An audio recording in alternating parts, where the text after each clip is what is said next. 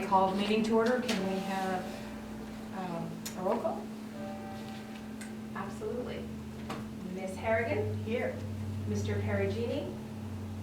Ms. Ham? Here. So let's rise for the pledge. Allegiance to the flag of the United States of America and to the republic for which it stands, one nation, under God, indivisible, with liberty and justice for all. Great. Any public comment? We have none. Okay. A review of the minutes of the December 12th, 2022 meeting. I assume you've had a chance to go through them and. Just hand them. Yep, and you're okay with what you see? Yes. Alrighty. Do I have a motion to approve the minutes from the December 12th, 2022 meeting? So moved.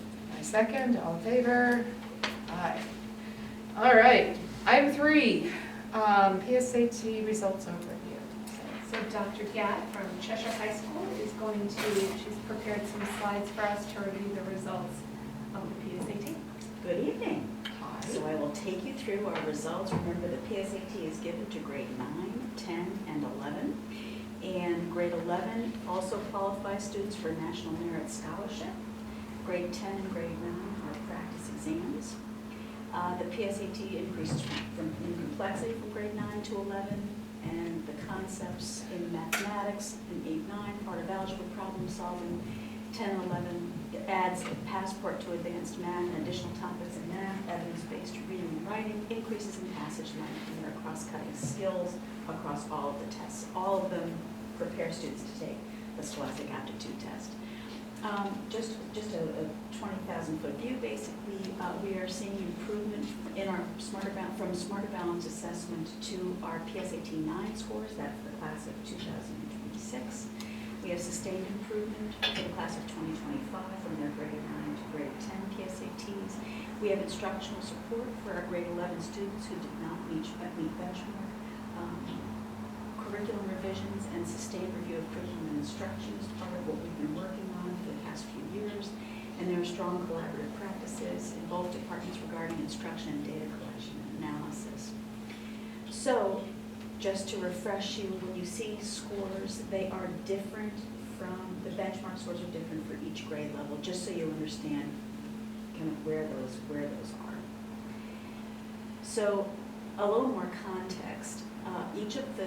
Each of the assessments, how they are scored, aligns to what a student, if a student meets benchmark, that means they would earn a C or better in the equivalent college level course, freshman English or pre-calculus, or better in whatever college that they were attending. So, for example, SAT, evidence-based reading and writing, the benchmark is 480, and for math, 530, to correlate to the complexity of the courses that they would take at the college level. So the state average in 2022 is 501, evidence-based reading and writing, and 486 in math. Our average was 555, evidence-based reading and writing, and 543 in math.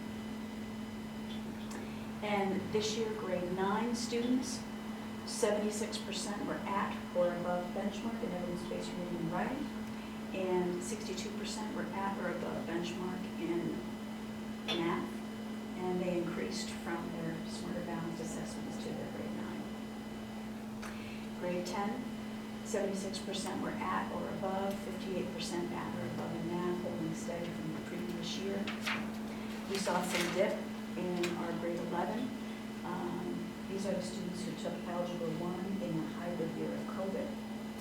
And we're looking at 69% at or above this year in evidence-based reading and writing, and 48% at or above on the PSAT. So we will see how if they've made some more growth by the time they take their SAT in March. Any questions? So the math, can you go back just Yep. one slide? Sure. So the math benchmark, that changed every time? It changes Yeah. every time. So the PSAT. From one year to the next. Yeah, from PSAT math benchmark. So it's really the whole group for that year Yeah. that they're being Yeah, and so that, you know, you really need to look at the percent that met benchmark, not necessarily Yeah, the number. yeah. Yeah.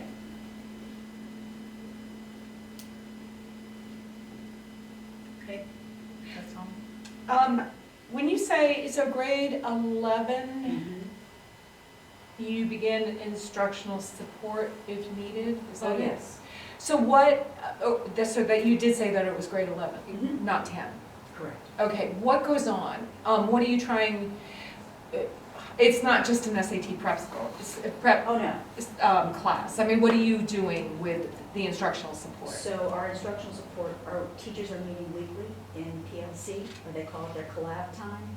Teachers who teach common courses, and they're looking at data. They're looking at common assessments, they're looking at benchmark data from standardized tests to see which students are meeting it, which aren't, and then providing instruction and support. We have drop-in support every single day taught by a math teacher. We also have workshop support where students can be referred if they are if they're really, if they have a deficit.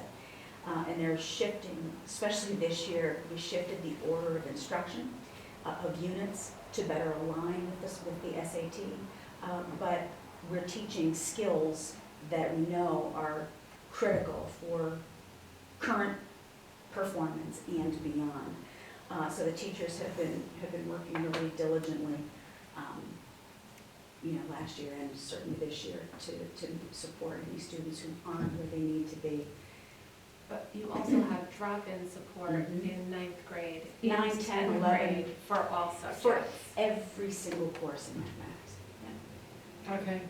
So are we, with these scores, are we seeing a deficit in the understanding of the material or a deficit in how to take the test? And that's the question. It's some of both. Some of our students in this junior year did, you know, they were the ones who were impacted by COVID the most. They were hybrid that critical Algebra 1 year. Yep. So we're supporting them on all fronts. And teachers don't teach to the test, but they certainly embed the skills that students need to Mhm. succeed on the assessment. And and the SAT is tied deeply to Common Core state standards. So as they are deeply aligning their courses to Common Core state standards, they're further preparing the kids for what they're going to be confronted with to meet college and career readiness benchmarks. And it's tough because this is an assessment. The results here is an assessment on one day in October. Right. You know? Yeah. So they're looking at both standardized assessments and the student's entire record of standardized assessments, plus their common assessments that are course-specific and skill-specific. Okay. Have we always used the PSAT this way? No, To inform us of who needs. we really moved toward that, well, pre-COVID, but really 18, 19 was really when we began really looking at PSAT as a targeted measure of progress. And is that state directed or is that just you, The Cheshire PSAT High is School? College Board, so, right, so we want to make sure every student takes it so that they get some practice. Mhm. Can you go back to the Sure. 8th grade? The junior year, the SAT is state directed. And that, this SAT Right. is there, but not the PSAT. Yeah. Okay, so. Actually, do you have the SBA scores? Yep. For, let's take a, just, Oh, or that one. this one? The first, I think it was your first Do you slide. want this one? Let's go back one more. I think it's this. This has, 67% were at or above. Okay. So they've made some improvement. Yeah, you made huge Yeah. progress. So, Yeah. but, so the 8th grade test is when? It's May, right? Mhm. The end of the year. So Well- you're seeing, and I understand there are different Mhm. types of tests. Mhm. How, okay, so what's going on? Because there's not a lot of time between May and October. And there's also those summer months in between Yeah. where nothing's going Yeah. on. So how do you, I love it, but how do you explain that leap? A focus in the beginning of the year, and we did change the order of instruction. And in freshman year, we began in Algebra 1 with a statistics unit and in geometry. because we know that that was a piece of their, what's assessed, that they were not exposed to until later. And we think that that certainly had a positive impact on their scores. And is this the first time you're seeing this? Did you, last year This much was? above, yeah. Okay. Yeah. All right. And then, can you go one, let's look at 10 for a minute. 76 or above. Okay. And I that's have such a consistent with fuzzy where they mind, were at sorry. 9. Yeah, okay. So, just, that small gap between 9 and 10, I mean, again, you're seeing a very positive result, but what would happen if, because we do, you get the comments from the parents about testing. What would happen if we took out 9 and just did 10, 11, 12? I think for us, the more exposure they have to what they're going to confront when it really does matter is certainly helpful. And what it does for us is it does give us another data point to help us figure out how to support student learning. So it's another tool, and we don't have as many assessments that are standardized at the high school level as you do at the other levels. And so it is one tool that really does help us to figure out where our kids are and where they need to be. So it's a helpful data point. Okay. And I have just one last question. So your National Merit finalist, it has nothing to do with test results, but it's just a process of notification. Is the student who qualifies and the school notified, are they notified at the same time? The kids hear before we do. They hear, and then Okay. it comes in a hard copy letter, so it's kind of a simultaneous. Oh, that's kind of cool. And then do they come in just on top of the world? Yeah, and then we acknowledge them at our awards night, where we acknowledge all of our National Merit Scholarship finalists and winners. Yeah. Okay, all right, okay, just curious about how the process went, because, there are some funky things going across the country, and I just didn't understand. It didn't seem, what's going on elsewhere doesn't seem to make a lot of sense, because I thought the students who took the test would also be notified. Yes, with they the are school. absolutely notified and we're notified. Okay. And we make sure that they know and that we know. It's part of our awards night. Okay. We do in May, yeah. And it's totally based on the test. Yes, I it's know based on it the is. score. Yeah, no, Oh, yeah. I thought you said it's not. It's just a matter of, and I just did get one more question. Oh, I'm It's sorry. amazing. No, that's fine. Oh. So does this suggest to you that we may be coming out of COVID haze? We are starting to we're starting to catch up in what was lost? I hope so. I think, what I know is both our math and our English departments are working really hard to support our kids and to really remind them of the skills they need to be strong students and learners. Those are both social and emotional skills and academic skills. And so it's, I think it has certainly been a significant transition for everyone. Yeah. Okay. Good, all right, well, thanks. Absolutely. Do you want any more questions? No. No, thank you for the presentation. Okay, so then we have 2 new textbook recommendations. Go for it. Calculus. Yeah, so I'm Lisa Bernardi, the math department Those are chair. big books.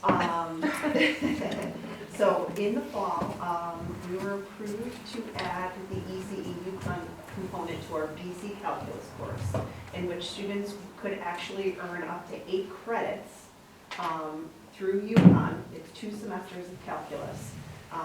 For $400, they can get 8 credits by taking and enrolling in this course and passing the exams. But what UConn requires is that we follow closely with their course outline.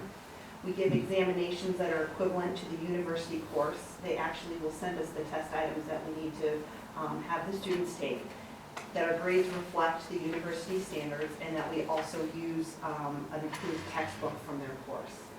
And so our calculus textbook from the past, and it was back from about 2012, was not on the approved list.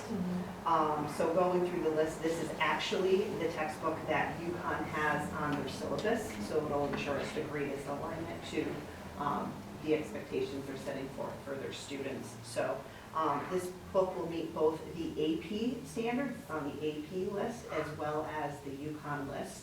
I know it is a big book, but we will buy a couple of these to keep in the classroom, but we're going to buy the digital versions for the students, which provides them also the ability to do practice online. It has a homework component there to get additional practice that's guided. It has projects. It incorporates technology where the students can do discovery learning and explorations online through their platform as well. And it brings a lot of real world data to them and as well as practice. How much does that cost? So actually, Oh, is yeah, it? I have the Okay. quote here. Okay. To buy the hard copy, I think is $169, but we'll be looking at buying the digital access for the students, which is $50 per year. Okay, And we have about currently one section of that course. yeah. So can they take they take the first half of it and get 4 credits? So actually, the first half of it is just AB. So we run multiple sections of that currently at the high school. That just is not also /ECE. So how do you get all 8 credits for just So a they half-year course? No, so AB will run a full year. Okay, and then B. Yeah, BC, they're taking actually 2 college level courses in one single year. So they're taking the AB component. Just like a and- semester to semester. Yes, yes, And it's 4 semesters, 4 credits. 4 credits, yeah, Wow. per semester. Now, are these credits transferable to other universities? Do they So take I them? believe UConn says about 75% of schools will take that credit. And then the students like it because I think they can take their GPA and add it to their GPA in college with the UConn credit. Can you, so I guess my question still stands. Can you get just the 4 credits for one term, or do you have to take the whole? So students will choose, so as we're doing course registrations right now, they'll decide, do I just want to take AB Calculus, which would be a 1-semester college course, or they can choose to take our other course, the BC Calculus, which is the 2 semesters. But they'll both take that AB part, they'll both teach the same content in Right. the first half. But the BC BC. part, they can't No, do just half? no, so those who are Okay. taking the 1 semester learn it over a year, Okay. and then if you go into BC, you take both classes over the year. Okay. So with the AP component, just having reviewed the comparative government, there's a lot of available practice and guidance on this is what you're going to find. Do these texts provide that same level of guidance, or is it one of those things that if they work, if, given what UConn is, So again, College Board, this is on their approved list of text, so as they're practicing, they will have the content alignment that they need, but then the teachers also use those resources through College Board to help prepare kids with release items. yeah, okay. So how many kids can do that? Take that course. Yeah. Well, Successfully? So currently, we do have small enrollment over the past couple of years, but I believe that we will double enrollment next year. From So- what to what? Probably 8 to 16 or 20. Okay. So we currently have a pathway now for more kids to have, to prepare them, and I think we're going to be increase enrollment next year for sure. And you have one dedicated qualified teacher? Yes, yes. So what it requires is, in order to teach ECE, you need a master's in mathematics, or you need a strong undergraduate mathematics major and a master's in math education, and then there was coursework that went along with that. So we had a teacher that was hired last year into the district who was able to, he had that certification, so we were able to go to UConn, apply for him to be included in the ECE to be able to offer this class. It's now. kind of a lot to, I mean, in terms of being able to. They really do this require at higher high level school. mathematics and have a good understanding of it, yes. Well, they You do, send your but they have transcripts and everything. those kind of qualification for all the EC courses, right? Yeah, of the faculty as well as, yeah. That's fantastic. Okay, so, we need to approve this and then it's put up for public review, correct? Yes, Yeah. for 2 weeks. Those books will be available both here at central office, and we also, which is not in the policy, which we just do in order to make sure the public is aware, put that on display at the public library. Okay, do you hear that, people? I just review these books, it's important. Okay, so can I have a motion to move this, to approve the recommendation for calculus early transcendental to 8th edition? So, A second, all in favor? Aye. All right. Anyone see so? All right, thanks. Next one is Comparative Government, Stories of the World by Catherine Waffles. Karen Wiggles. Karen, what am I reading? Yes, Swanson. Yeah, you got it. Yes, I know. So, comparative government is a half-year AP class at the high school. It's been running for about 3 years now. It's a situation here where our book that we started with is not aligned at all with the College Board's curriculum as it was revised a couple years ago. The book we have currently is a college text, and while it was approved at the time, it wasn't aligned with the idea of doing thematic approaches to comparative government, which is what the College Board is encouraging us to do at this point. So this book that was just released in October is the only text available that is actually aligned with the thematic approach to the course that they want us to be following. It was published in October, and it is up to date with all of the things that have changed in the world in the past 5 years with international government. We focus on 6 countries: China, Russia, Nigeria, Iran, and United Kingdom, and Mexico. And all of those countries have had pretty substantial constitutional changes in the past 6 years as well. Russia has completely new sections of their constitution. China has completely new sections of their constitution. The UK has a Supreme Court for the first time in the last few years. So quite a bit has changed in terms of the content of each of the countries that it presents. So the way this text works is it has thematic chapters which introduce the content thematically with the key terms that are important to understanding each concept of the course in each unit. And then it has different sections for each of the countries, which are then subdivided into each of the 5 sections. So you can kind of assign it in chunks in a way that works thematically, but also by country in a really kind of organized way. The nice thing about the chapters is that they are all clearly organized, which makes it easy for the kids to find things, which our old text was not. It's like cherry picking through it to find anything of relevance. And the book also is really in line with how the College Board tests the kids. So it provides a lot of resources to support instruction and also to support assessment and skills. So I highlighted on the handout that each chapter has a section, and chapter and section has identifiers that identify learning targets for what the kids should be able to get when they walk away from a chapter. It has section reviews at the end of each chapter, which are really great because they mirror AP exam FRQs, which are the free response questions that they have to write. So my exam has 4 different types of FRQs on it, and the book rotates through the 4 different types of FRQs with each section of the text. So it gives a lot more practice with graph reading, with reading primary sources, with comparison of the different countries, and also argumentative writing, which is really important to all of this. So section reviews are a really important part of this text. Karen Wiggles also is the author of our current U.S. government text, and when we got that text, our scores improved dramatically because of the extra practice that the kids were getting with writing FRQs and completing the section reviews that were in the book.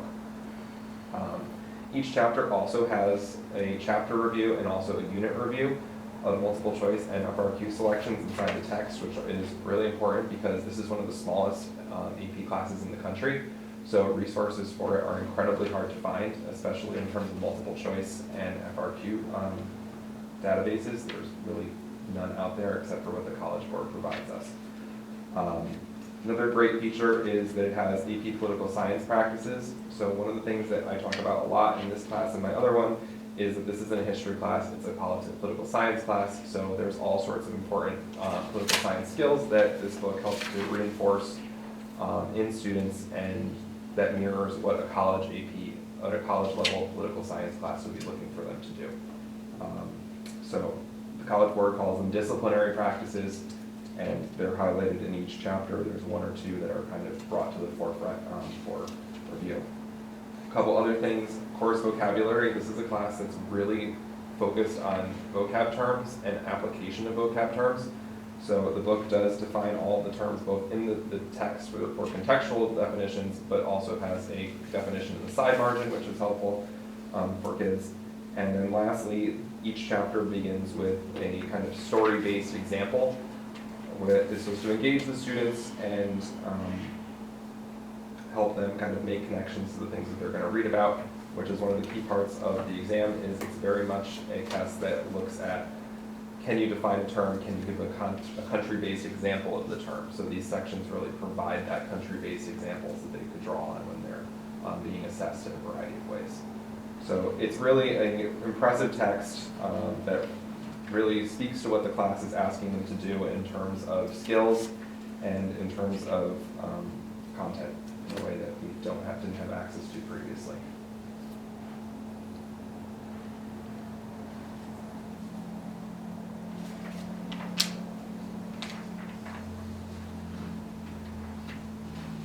I want to take this one.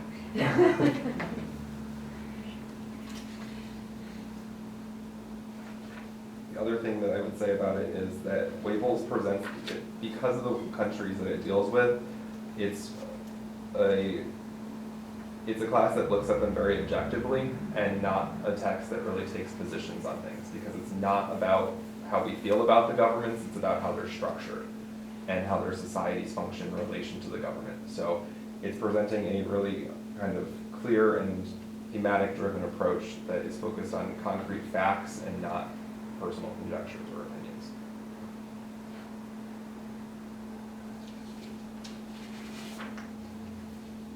Does every student, because I can't remember anymore, does every student that takes an AP class take the AP exam?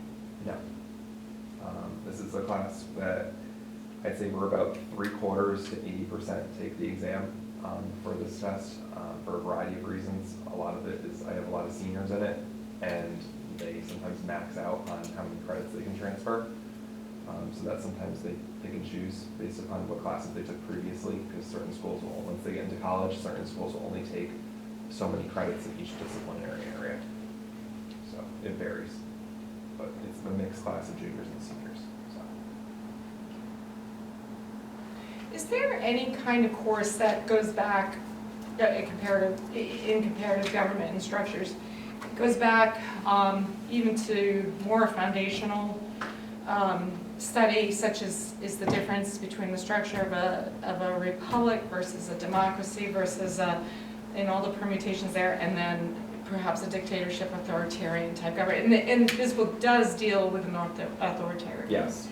government, but are the students prepped in that way, and are they able to kind of examine the current, these governments as crafted, not crafted, but formed and structured versus kind of the classic ideas of government? So yes and no.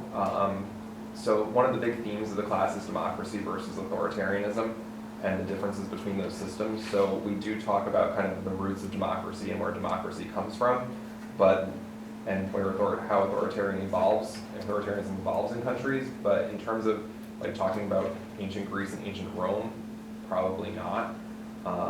Except for kind of abstract conversations, because the class really operates in the, I'd say, 1980s forward.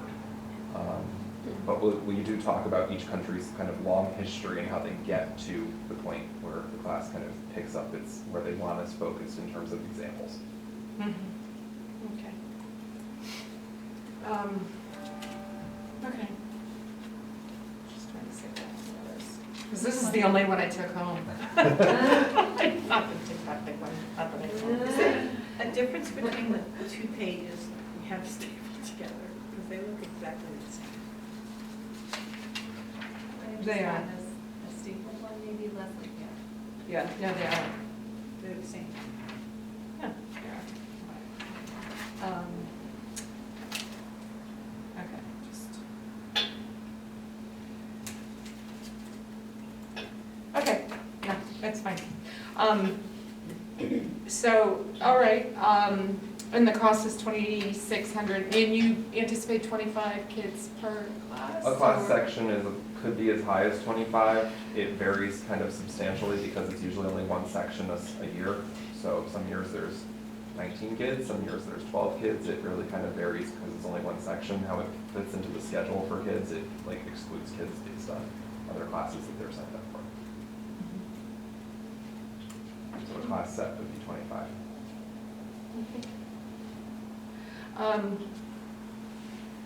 Okay, so, do I have a It's a motion? year, it's a year. It's a half-year class. It's a half-year class. Do I have a motion to, on the recommendation, to approve the recommendation for the new text, comparative government, stories of the world, for AP comparative government? Okay, second, You get in that? favor? Hmm? Y'all the stumbles too. Okay, all in favor? Aye. Okay, so that too will be on the review display in the library as well? Yes. Okay. Okay, good. Well, I just want to thank you both for coming tonight to share your textbooks. And I also want to let you know that you do not have to stay for the rest of the meeting. So you're welcome to, but if you would like to head out, we understand and appreciate your time tonight to share both of those. Actually, can I ask one more question? Of course. So the kids get a hard copy, but the questions in the back, I mean, do you copy them or? In the past, I've done some kind of Google form based kind of Okay. version of some of the test questions in order to kind of make that work. I don't really copy them, no. Well, I'm not asking you, are you like violating every copyright law in the country? I was wondering, do we hand each student a fresh copy every year? No. Okay, No, definitely not. Okay. The book will actually be hardcover in real life. Okay, The review copies are paperback. okay. Fresh off the press. Yes. Yeah. Okay, great, thank you. Well, thank you both. Good night. Thank you. Thank you. You're gonna need help looking those books. I'm at the library reading them.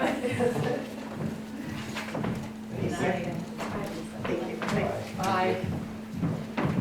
All right, old business, CHS scheduling committee update. This we've been waiting for. Yeah. So the surveys, we surveyed our entire faculty and staff. We had responses from paraeducators and hall monitors and study hall monitors, including our teachers and our students. And what we looked for were some agreements across the questions that we asked. And so out of the survey, both groups preferred the current block schedule. However, it would be helpful to have some, the classes a little bit shorter, and maybe if we could find a way to have more frequency. Why they like it is it provides a lot of time to practice skills, to summarize learning, to deepen that learning up, and that's common from both the faculty and the students. They also prefer the 4 classes in one day. That has reduced the feeling of rush when you have a multitude of classes. Neither the faculty nor the students really like the idea of the kind of rotation we've had in the past, where every day was a set of different classes.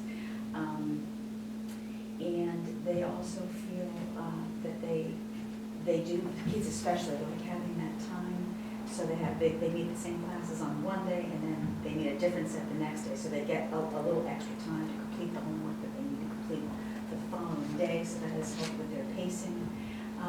So those are the general agreements that the surveys reflected. But again, they would like to see a little bit, the classes a little bit shorter, and maybe if we can work out some frequencies. So the survey committee is, a subset of the survey committee will be meeting to finalize some questions to go to parents. So we wanted to send the results to parents and give them a summary of what the faculty and the students said. And we've shared this information with the PTO on an ongoing basis, both in January and this month. And the PTO gave us some questions that they thought would be helpful to ask parents, because we wanted their lens, because the way we understand the schedule is very different from how we live it. So how can we translate that for parents? So we'll be sending that information, sending out a questionnaire to parents shortly. And then we will call all of the remaining evidence and the agreements and make a recommendation at the end of this month, the very beginning of next, for the schedule that we want to go forward with next year. That's been quite a process, and it has involved all of the stakeholders. So remind me what we have right now. We have a block schedule on alternating blocks, so we go A day, 1, 2, 3, 4, B day, 5, 6, 7, 8. And then it has So further, only 4. it's And further that- rotation and for us. They're looking to do, To it continue looks like that- it's going to 5.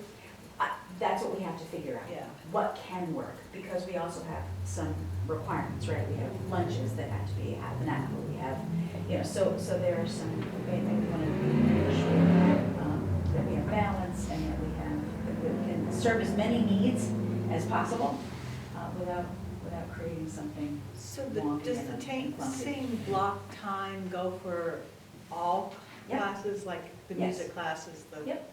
Every single one. Okay. Yeah, there's no way to differentiate that. Yeah, that's, There's no way. not if you're going some Can't. one day and some the Yeah, next day, can't. yeah. And it moves around. So there are a lot of, you've listed a lot of advantages to going to, or that are Mhm. inherent in the block schedule. What do we lose by going with the block versus? Some feel that the classes are just too long, that in some cases it's too long.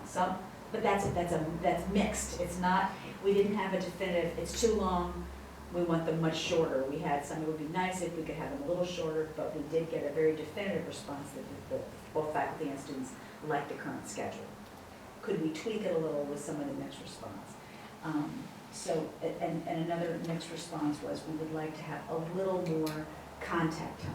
So could we find a way to slightly shorten the classes and maybe increase frequency somehow? So that's the major feedback from both groups that we're trying to figure out how we can accommodate.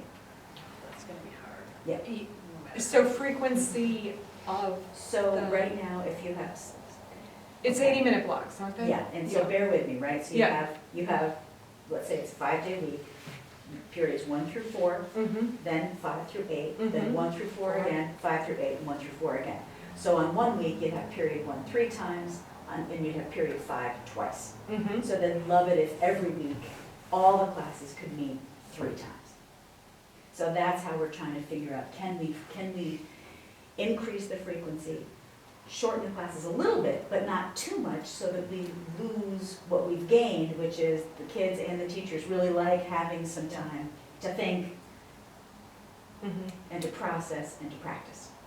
mm-hmm. So we're trying to work through Saturday school. how to make the best of it for everyone. Yeah. So we're not there yet, we're getting there. Huh, okay. Big job. All right, so have they thrown out times like 70 minutes, 75? I mean. We had played with every permutation that was possible, and that's what we'll be talking through in the full committee. We're going to talk to a subset about how we are going to present some questions to parents, and then the full committee will be looking at a number of different options. So I've had several teachers and the students who are on the committee come up with some options. And we've also looked at options from schools in Durg A and Durg B, and, you know, a lot of schools are doing block schedule. Actually, I have one school requesting to come and talk with our school about how we moved to the block schedule, so this is a discussion kind of across high schools in Connecticut. Okay, and then in terms of the alternating A/B days, you know, just the way, you know, in-service days fall and holidays fall, there isn't one of those two blocks that's getting short-shifted, And is it? we watched that, and we watched that really carefully to make sure. Okay. Well, Gordian knot. It's a good way to describe it. It's a really good way to describe it. Okay. Next, thank you. Next item is the 6th through 8th math textbook. We're gonna have Kevin talk about that. I know, everyone moves their seats. So by way of reminder, we've got a group of 5 classroom teachers, 2 coaches, and a couple administrators, including me, looking at textbook for new math textbook, possibly for grades 6 or 8. So that's inclusive of our elementary schools and our middle school staff. So we started, again by way of reminder, with a long list of texts that all align well to the standards. We've whittled that down to some that we've done, 2 that we've done full demos with the companies with. One that after that demonstration, we decided probably wasn't gonna meet our needs. That was mid-school math. The second one that we have wanted to explore a little bit further is illustrative math, and our group met today. And how we are exploring that further is actually trying out some of the lessons and chapter sequences, because all of these things look really great and shiny and new in the demo. But what does it actually mean for students and teachers when we're using the product? So our middle school division leader, Tom Toscano, invited the group into his classroom today to see what one of the lessons looked like, and we debriefed it. And they've been trialing a couple of lessons so students have a little bit of familiarity. A couple of the next steps in that process, we have a few contacts from districts that have already in the stages of implementing this a couple of years in. So we want to hear from them on, again, the real deal on it, not just the shiny part of it. And we have one more textbook that we'd like to go through the vetting process. I don't know how far that vetting process will go. For one, we went to the demo stage and said, nope, we've decided that's enough. For the other one, we took it a little bit further. So I anticipate that, not likely for March, but probably by April we'll be able to have a recommendation for you. Small chance for March, but definitely by April we'll have a recommendation for you. It's a good group. They're taking the work very seriously and thoughtfully. They're thinking through all the different parts that can make a program successful or not successful. One of the things that's become very clear in all the programs is the professional development part of moving to one of these programs is probably going to be significant. We're going to need to make sure that we plan for the year to get teachers up on the design, and then also for each new unit, kind of doing that new unit watch, because this works best when you can kind of see through the content that each unit is trying to accomplish. There's some really good features about the design of this for all learners that we're seeing really early on in the demos. So no matter what a student's bringing to the table at the beginning of the class, this helps stage them through in a really powerful way. So we're liking a lot of what we see, particularly from illustrative math at this point, but we're not sold on that just yet. We have a little bit more vetting to do. And I'm pleased that they want to keep on vetting it and pushing ourselves to think about it a little bit, not just say, yeah, this looks good. We're really looking through it. So that's a brief update. Do you have a question? Yes. So how do we, because we don't have 6 through 8 middle school in Cheshire, how do we overcome the curriculum consistency and I guess the collaboration. They must still collaborate on on that curriculum so that it's flows evenly. And the second part of that would be, so sixth graders wouldn't be able to go to the seventh grade level math Yeah, but if they were ready, or? it sounds like it could be a potential problem, but the way we've done it for years here, and as other schools have done too, we have really good communication between our high school department chair, our middle school department chair, and our elementary school math coach, as well as Kevin. So we have, the math coach at the middle school, the math coach at the elementary school.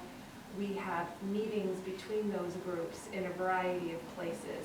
So we have a district instructional leaders team that gets together. They're also a part of our coaching community of practice. So the things that we've structured behind the scenes make sure that there's that vertical articulation. This March, they'll have professional development together. These meetings about not just which math text to use, but about math pathways, about how we're supporting intervention in math are there. So there are multiple opportunities that really don't require you to be in the same building. Okay. Well, I knew you guys could do it, but I was trying to imagine how that was. And just, my concern, or my question was similar to yours, but more looking at the high school, the transition to high school. And, we just looked at the the 8th grade to 9th grade to 10th grade scores and,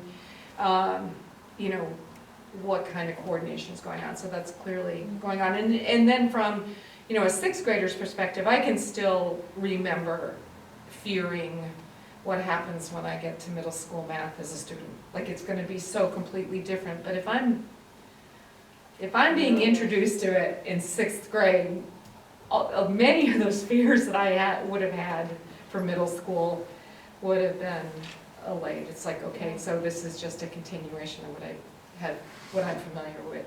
But and so I guess I was just I'm encouraged because about this coordination, especially from the middle school to high school, because you want to, what I've heard is how strong the middle school math program how well they performed, and can we keep it going, that performance, keep it going through high school as well. So, okay, yeah. Where are the, if there are any, where are the natural drop-offs in math achievement?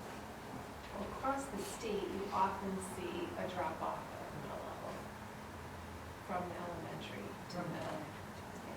Now, ours happens a little later, because our 6th grade is still at the elementary, so sometimes we see that a little I bit. thought I had heard like 4th grade somewhere.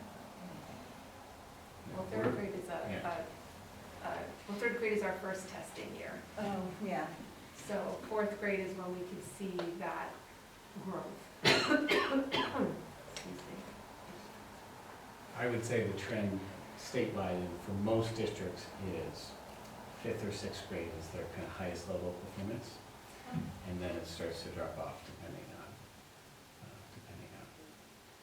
on, at least in districts that are similar to ours. So this 6 through 8 textbook review is really the sweet spot area. It's a pretty important choice, and I think it's important that we've got all the folks that Kevin mentioned at the table helping to make that decision, and that it's not a decision that's made lightly. They've, as they said, been meeting throughout the year. They met today, entertained multiple companies, and then after the company is gone, really dig into what does this really look like for us.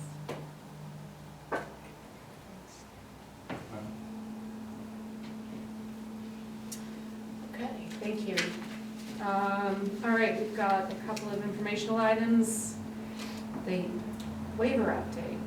So that's always a fun topic. Yeah. The science of reading waiver updates. So just to keep everybody in the loop, The waiver is due at the end of February, so it's coming up on the 27th. Most districts that we know of and are in contact with are completing the waiver. We've got set up regular meetings throughout to sort of keep tabs on it. Kevin is really at the heart of that in working with our elementary reading coach to select the data points that we'll be putting forward. And I'll let you add to that and say that when the waiver is completed, so for our March meeting, we will be able to share that with you and really go through in detail all the work that has been done and what has been shared with the state. Sure. The waiver really is three parts. It's narrative answering 9 questions on what are the parts of your curriculum that match the science of reading and how are you doing that. So that's one. And that document is likely to be ballpark 100 pages for us, probably about 20 to 30 pages of our response to the questions with many more pages of appendices. It's a good thing, because as we're doing this work, we're saying, here's our answer to the question. Here are 3 pages from pages 5 through 8 in grade 1 curriculum, right from our curriculum documents that show this is what we're doing. So as we're going through these questions, we've got what I believe will be a really strong waiver that matches. We've got a lot of areas that are very solid on that, and where we've got work to do. We've already identified that that's the work that we're doing, and we're continuing to provide PD on that front. So I think we'll be in good shape on that. That's one part, that narrative part. The second part is data from three years ago and last year to show that your performance kind of matches, shows strong reading growth. And in that data, it leads to the third part of the report, which is if there are areas where you're noticeably not as strong as you want to be, what you're planning to get back. So that's the largest chunk of the waiver is kind of answering the questions, pulling the data to show where your performance is, and they're using 2 different years as benchmarks for that. And the third part is, well, if you have any areas, where you have areas to show growth, what you're planning for that. So we're in good shape of getting it done. It's a lot of work, but we have this network that we're making up. We've got all the resources here. It's a matter of pulling that together. How many staff do you have working on it?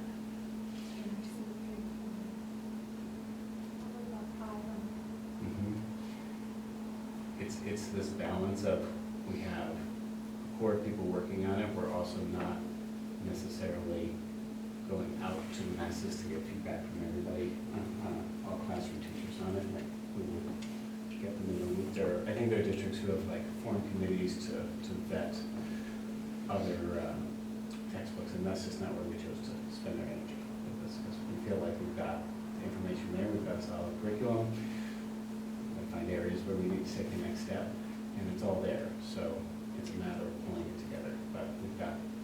And we're focused on pulling together that large group to vet this very important math text that was a part of our planning.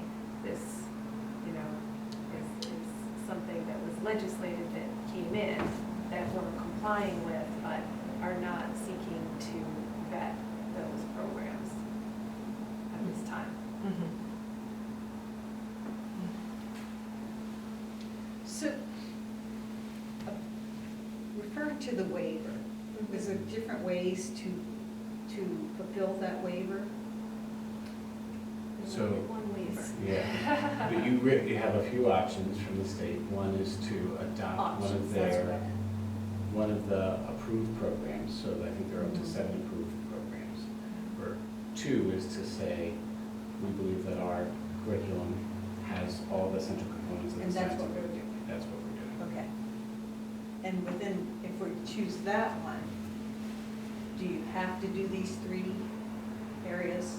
Okay. Yeah. What's the third? So it's the narrative program description. which No. you- I mean, so there were two options to the wager? I think it's just a delay of Yeah, implementing. the third option was, we think we're gonna do one of these programs, but we're not in a Oh, we financial need another position to year. do it, Yeah. we're gonna do it another year. Okay. Thank you. Are we running a parallel track, in the event that they say no? No. No, good, okay. Okay, Probably just have to break the law. I think we'll be in good Not shape. a part of our plan. Well, it's like, you know. and you're not there are- advocating There are that. a lot of school districts, and they're going down the same route, so, yes. Yeah. It's not like we're going rogue or anything. Right. So, all right, and then last item is out-of-state overnight field trips. We've got 5 of them, so. We'll start with the 2 high school field trips first. Maureen, do you want to walk us through those? Sure. So the first one, the Ocean City, Maryland, that's the cheer team is going for a competition, February 24th to 26th. And the second one is Boston, Massachusetts. That is the Model UN group that's going for another conference. They went in the fall also for something in New York City. This one's in Boston.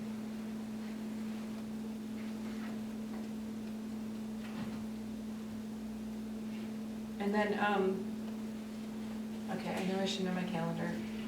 Are these, So the cheer, they will miss a Friday, it's a long weekend, 2/24 to 2/26. They leave on a Friday, and, which they've done in the past also. And the Model UN, I believe, is the same day. The day Yeah, of the March is the 24th. same days Yeah. as. Oh, that's right. Yeah. So that's, Mhm. so yes, so they will also.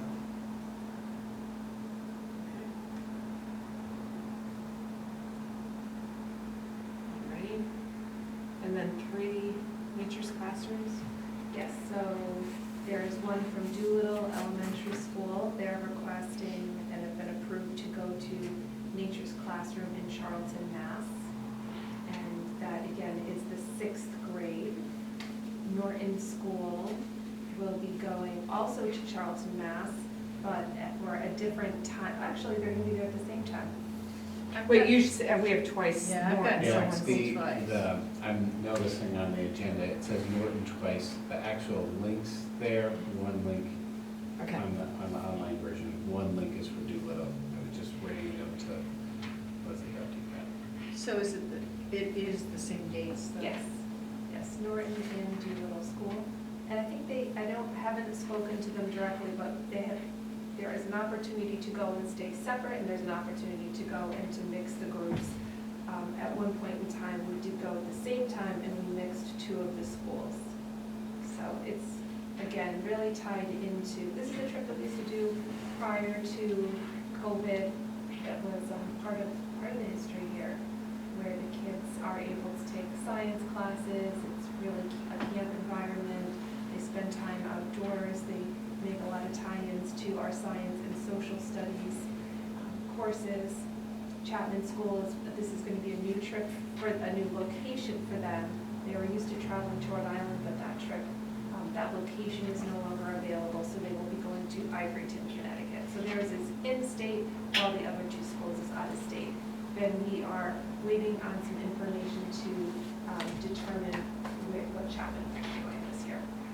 you mean Highland? Yeah. I'm sorry. It's okay. For the record, Charlton, Mass is barely out of state. But it is still. Yeah, exactly. Okay, so Charlton is next to Sturbridge. Do they ever go to Sturbridge anymore? Yeah, let's go. Okay, A lot of our 5th grade Okay, that's classes a go to fifth grade. Sturbridge. okay, It coincides better with what they study in 5th grade. yeah, okay. Great. Dr. Reed, I had a question for you about the Unite the Model UN trip. Yes. Do they typically, I just don't recall, where do they typically go? Is it usually to the Boston area they go, or do they pick a different conference every year? I think that they've gone, actually, I want to say, to Maryland. Philadelphia. Johns Hopkins Yeah. one year, okay. Philadelphia, Okay. New York, they've gone. That's nice, because if you're in the club for 4 years, it gives you a different opportunity to go to a different place. And do they follow the same program format, or do they take on different aspects of? I think they follow the same, I've never been to one, Okay. because I'll have to try to check on Yeah. that. It'd be a good experience. But I think they follow the same format as they go. They get different countries. and Yeah, they different get assignments. assigned different countries. Okay. And because it's student-led by whichever school is hosting, it only is, the differences vary by what that group of students at that college or university wants to showcase. So it's nice opportunity. Good. Okay, well, straight up 8 o'clock and we're through the agenda, so Good work. do I have a motion to adjourn the meeting? So moved. Second, and all in favor? Aye. We're good.